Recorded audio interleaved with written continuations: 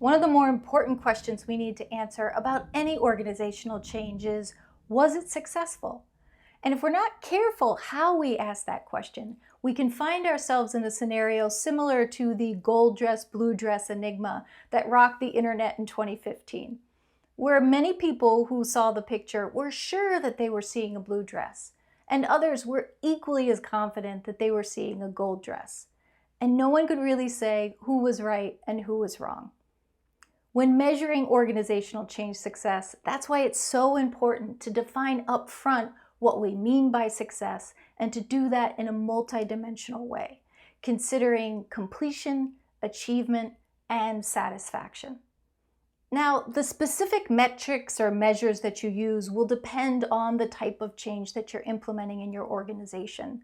But these three categories of completion, achievement, and satisfaction can help you to ensure that you're taking a comprehensive and a holistic view of change success. Completion measures are standard project management type measures, such as scope, schedule, and budget.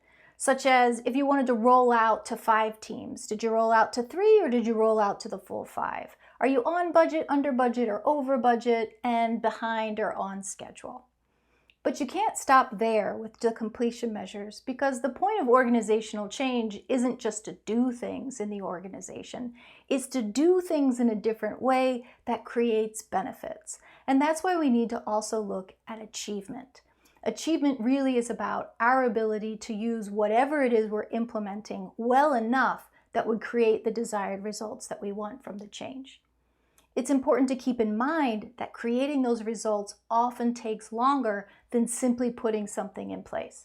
So we might think about first having adoption measures, such as, are people aware of a new policy? Are they using the new system?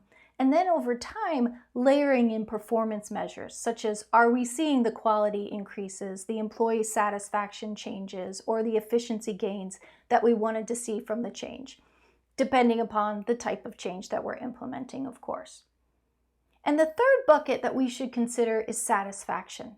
How people feel about the change product or change solution, as well as the process that we're using to embed that change in the organization. These can have impacts on how people perceive the change, as well as the overall organization and their role and their satisfaction with it, which at the end of the day has an influence and impact on their performance. So consider, when you're measuring organizational change, defining up front key metrics or measures related to completion, achievement, and satisfaction. For more on the art and science of change, visit wendyhirsch.com.